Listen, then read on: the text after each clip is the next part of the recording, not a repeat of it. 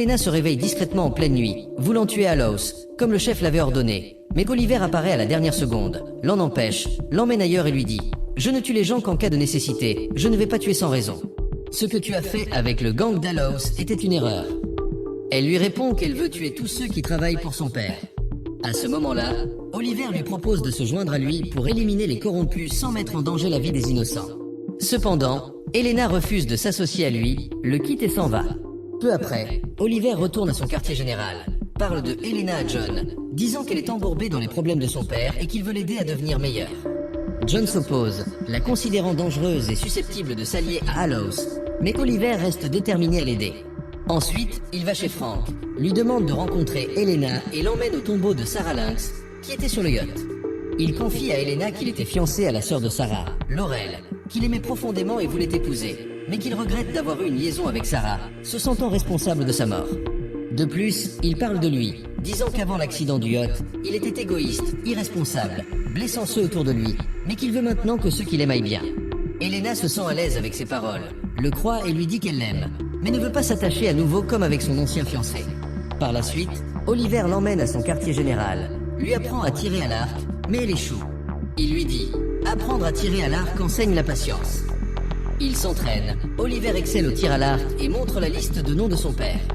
Elena remarque le nom d'Anthony Vanza, qui travaille pour son père et vend des médicaments non autorisés.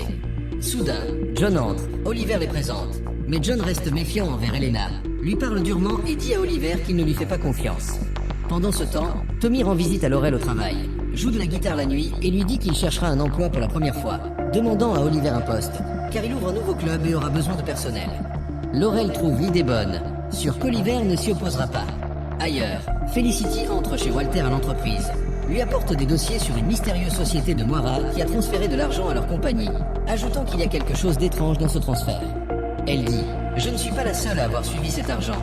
Quelqu'un d'intelligent l'a fait sans laisser de traces, mais j'ai trouvé cette image. » L'image porte un logo important. Walter prend l'image et lui dit « La prochaine fois, ne fais rien de ton propre chef ou je te vire. » Plus tard, Walter rentre chez lui, fouille les affaires de Moira, trouve un carnet avec le même logo, mais il est vide. De retour à l'entreprise, il rencontre Felicity et lui demande d'enquêter sur le carnet.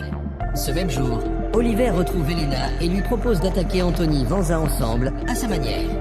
Il lui donne une arme tirant des flèches facilement, car elle ne sait pas tirer à l'arc. Ils attaquent le quartier général de Vanza, neutralisent ses hommes et le livrent à la police. Oliver dit à Elena « C'est ça, la justice. Nous avons livré un homme corrompu à la police sans tuer personne. » Elena se sent satisfaite. Le lendemain, Oliver et Elena sortent, croisent par hasard Tommy et Laurel. Elena propose qu'ils s'assoient tous ensemble. Ils discutent et rient. Laurel suggère à Oliver d'embaucher Tommy pour son club. Tommy, gêné, tente de la faire taire, se lève et refuse de rester. Laurel le suit, comprenant qu'il est contrarié. Tommy, énervé, lui dit « Je ne veux pas de l'aide ou de la charité d'Oliver. » À cet instant, Elena réalise que Laurel est celle dont Oliver parlait, la fille qu'il aimait, et s'en va, bouleversée de s'être assise avec elle, voyant qu'Oliver l'aime encore. Oliver tente de lui dire qu'il ne l'aime plus, mais Elena ne le croit pas et part. Immédiatement après, Elena attaque Échamp, le chef du gang du Triade, tue Échamp et ses hommes, laissant un survivant avec un message. Envoie un message au Triade, Frank envoie ses salutations. Son but est de se venger de Zéchamp et de déclencher une guerre entre le Triade et Frank. Oliver arrive au quartier général de Zéchamp, mais trop tard. De l'autre côté, le Triade attaque la maison de Frank, tue les gardes. Oliver, en justicier de la nuit, combat presque seul le Triade, car les hommes de Frank sont faibles. Il donne à Frank une chance de s'échapper avec son ordinateur, mais Elena le poursuit, tire une flèche dans sa jambe et dit qu'elle se venge pour le meurtre de son fiancé. Avant qu'elle ne le tue, Oliver intervient, l'en empêche. Elena, furieuse, tente de frapper Oliver. Frank profite de l'occasion, tire une flèche dans l'épaule de Elena. Oliver frappe Frank, prend Elena et s'enfuit, car la police arrive. De retour au quartier général, il l'emmène et lui dit « À quoi pensais-tu en voulant tuer ton père ?» Il a été arrêté par la police. L'ordinateur qu'il avait contient toutes ses affaires, assez pour le garder en prison à vie. Elena lui répond « Éloigne-toi de moi, ou je révélerai ton secret à tout le monde. » Elle part. Pendant ce temps, Felicity entre chez Walter, éteint la lumière, lui donne des lunettes à vision ultraviolette. En les portant, Walter voit tous les noms dans le carnet, le même que celui d'Oliver. À ce moment-là, Tommy va voir Oliver, lui dit qu'il a besoin d'un travail, car son père lui a pris tout son argent. Oliver répond « J'ai besoin d'un manager pour mon club, et personne ne convient mieux que toi. » Tommy l'enlace et le remercie. Au même instant, nous voyons un homme masqué, semblable au justicier de la nuit, tuer Hunt, vu dans le premier épisode, avec des flèches, exactement comme le justicier. Pendant ce temps, lors d'un dîner organisé par Walter et Moira pour des personnalités politiques à l'occasion du Nouvel An, ils parlent du justicier. Merlin dit « Le crime a beaucoup diminué grâce au justicier. Je propose de l'appeler Green Arrow plutôt que justicier de la nuit. » Soudain, Walter reçoit un appel et s'excuse. Felicity lui dit qu'elle a enquêté sur les noms du carnet. 7 ont été ciblés par le justicier, dont Doug Miller, employé de l'entreprise de Walter. Au même instant, le chef de la police reçoit un appel, s'excuse, disant que le justicier a tué Hunt. Oliver, surpris, prétend recevoir un appel et sort. Peu après, l'inspecteur Lynx arrive, voit que Hunt a été tué avec 3 flèches plantées dans la poitrine avec précision, mais dit « Ce n'est pas le justicier, ces flèches sont différentes. » Le justicier a pris 40 millions à Hunt, comme vu dans le premier épisode. Il n'aurait pas de raison de le tuer. On dirait quelqu'un qui imite le justicier. À ce moment-là, Oliver, dehors, entend tout ce que dit Lynx, va parler à John, disant « Peu importe qui m'imite, si je récupère une de ces flèches, je le trouverai. » Dans la foulée, il appelle Lynx avec une voix modifiée, se faisant passer pour le justicier, lui disant qu'il a entendu enquêter sur le meurtre de Hunt et lui demande de prendre une flèche plantée dans Hunt pour trouver le coupable. Lynx refuse, disant que la police fait son travail. Le justicier répond « Réfléchis bien et rappelle-moi. » Le lendemain, Walter rencontre Miller, nommé dans le carnet, et l'avertit que le justicier pourrait le cibler. Plus tard dans la nuit, Merlin rencontre Moira, lui dit que Miller a mentionné que Walter l'avait averti du justicier et avait des informations sur le carnet. Moira s'inquiète, disant qu'elle parlera à Walter, mais Merlin refuse, disant qu'il doit intervenir. Entre-temps, on attend un coup dans le dos du faux justicier. Nelson, nommé dans le carnet, est tué. La police enquête. Cependant, le chef de la police veut dire à la presse que le justicier qui a tué Nelson est le même que celui qui a tué Hunt, pour éviter de dire qu'il y a 2 justiciers causant le chaos. Lynx s'oppose et est retiré de l'affaire, mais, résolu, appelle le justicier, disant qu'il laissera la flèche demandée à un endroit précis. Ensuite, Oliver récupère la flèche, enquête, découvre qu'elle est artisanale, non traçable. Il la donne à Felicity, lui demande d'enquêter sur ses matériaux. Rapidement, Felicity trouve l'entreprise qui a fabriqué les matériaux, quand ils ont été achetés et où ils ont été livrés. Oliver prend les informations, se rend à l'adresse, trouve un entrepôt secret, découvre une flèche similaire. Brusquement, la porte se ferme, une bombe s'active. Il tire une flèche sur la bombe, déverrouille la porte et s'échappe, réalisant que c'était un piège du faux justicier. Peu après, le chef de la police annonce à la télévision que le justicier est dangereux et recherché. En flashback, sur l'île, Oliver rencontre Yao, qui lui apporte de la nourriture et jette Edward, qu'il avait torturé, à ses pieds. Oliver le frappe, mais Yao l'arrête, lui donne un couteau, disant « Si tu veux te venger, tue-le ou convainc-le de t'évacuer par son hélicoptère. » Ainsi, ils emmènent Edward vers l'hélicoptère. Edward dit à Oliver « Je ne comprends pas pourquoi tu aides quelqu'un comme lui, tu ne le connais pas. Cette île est une prison militaire chinoise abandonnée. Mon unité a éliminé tous les criminels, sauf 2, Yao et un homme masqué avec une épée qui t'a torturé. » Lorsqu'ils arrivent, Edward dit que ces hommes sont là, révélant un piège. Deathstroke et les soldats d'Edward attaquent. Yao dit à Oliver de fuir, combat seul, mais est capturé. Oliver s'échappe. De retour au présent, John et Oliver voient à la télévision que le faux justicier retient des otages, menaçant de tuer un otage par heure si le justicier ne se rend pas. Déterminé, Oliver veut sauver les otages. La police tente d'assaillir le bâtiment, mais il est piégé d'explosifs. Pendant ce temps, le justicier entre par le toit, libère les otages, les conduit sur le toit pour l'évacuation.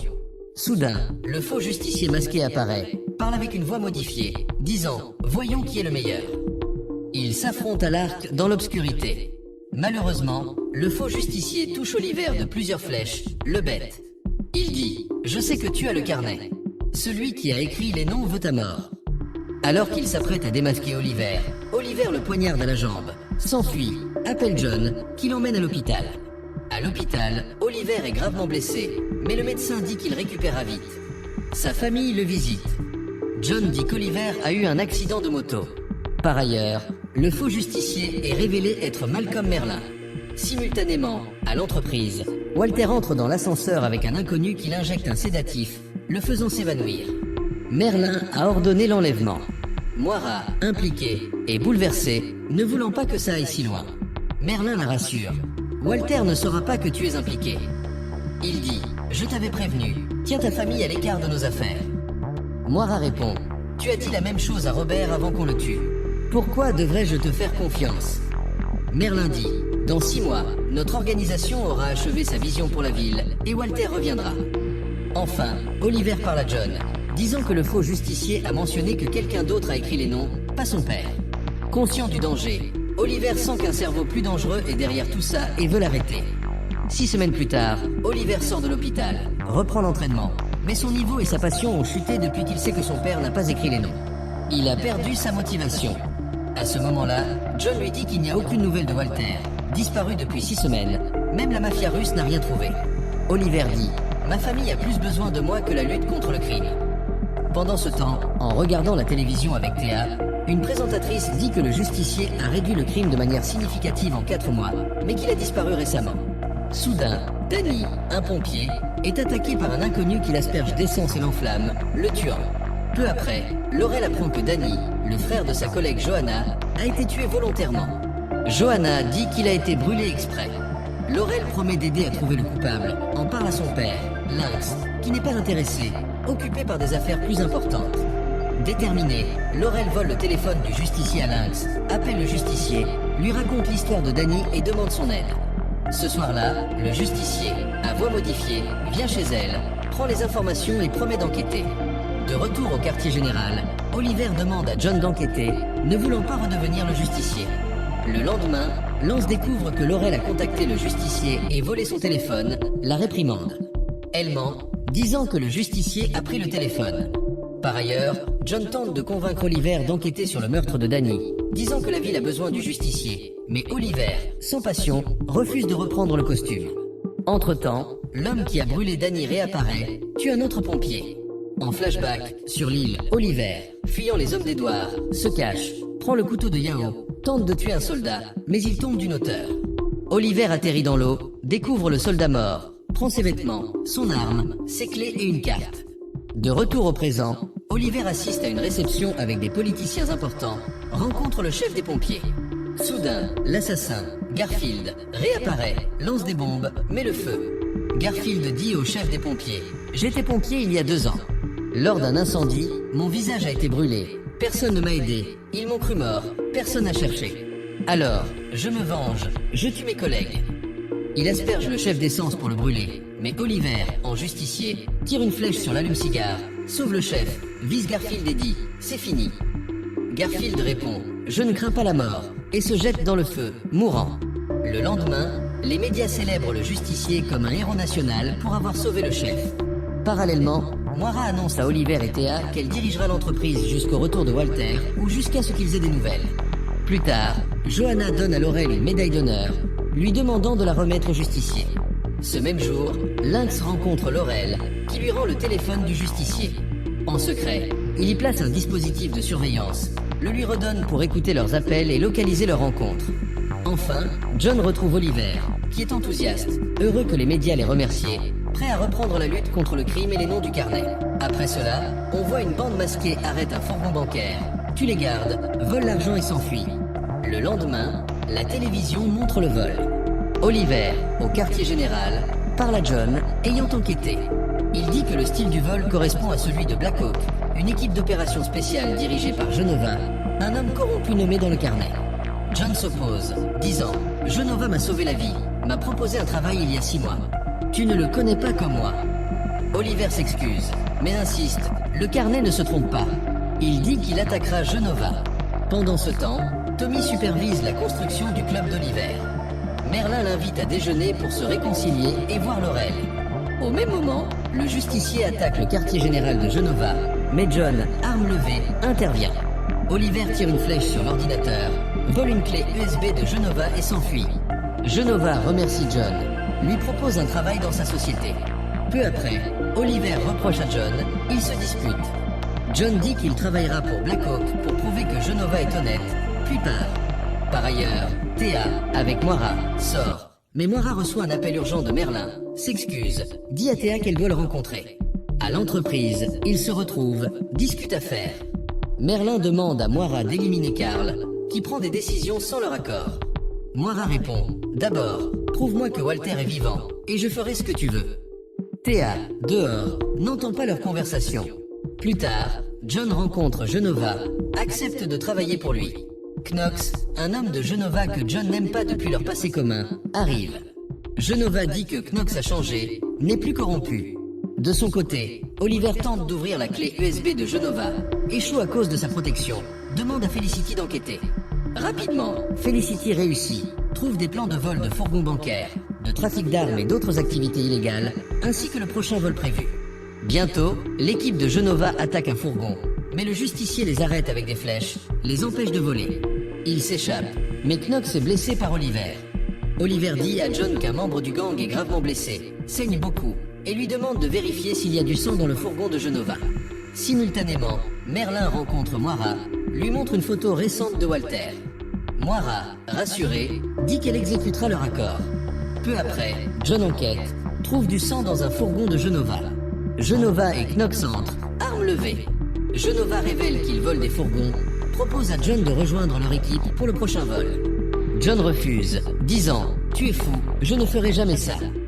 Genova, préparée, montre Carly, la veuve du frère de John, et menace de la tuer si John n'obéit pas. Sans autre choix, John accepte, prend un fusil, attend le fourgon bancaire. Cependant, incapable d'agir, il le laisse passer. Genova, anticipant cela, descend avec ses hommes. John lance une grenade fumigène, dit à Carly de fuir. À cet instant, le justicier apparaît, combat, brise le cou de Knox. John et Genova s'affrontent, armes levées. Oliver tue Genova d'une flèche, s'enfuit, car la police arrive. De retour au quartier général, John vérifie que Carly va bien, s'excuse auprès d'Oliver, admet s'être trompé sur Genova. Oliver dit que l'île l'a rendu méfiant envers tous, laisse John rayer le nom de Genova. Entre-temps, Théa, conduisant imprudemment sous l'emprise de drogue, a un accident, est hospitalisée. Oliver et Moira la visitent. 2 jours plus tard, Théa va mieux, mais la police l'arrête pour conduite sous l'influence d'une drogue nommée Vertigo. En flashback, sur l'île, Oliver se déguise en soldat, prétend être nouveau, dit qu'il doit escorter un Chinois hors de l'île, Yao. Edward, méfiant, assomme Oliver, l'enferme. Lorsqu'il se réveille, Edward dit « Tu as risqué ta vie pour Yao, pensant qu'il était ton ami, mais ta confiance était mal placée. » L'homme à côté d'Edward retire son masque, c'est Yao. Oliver est choqué de voir cela.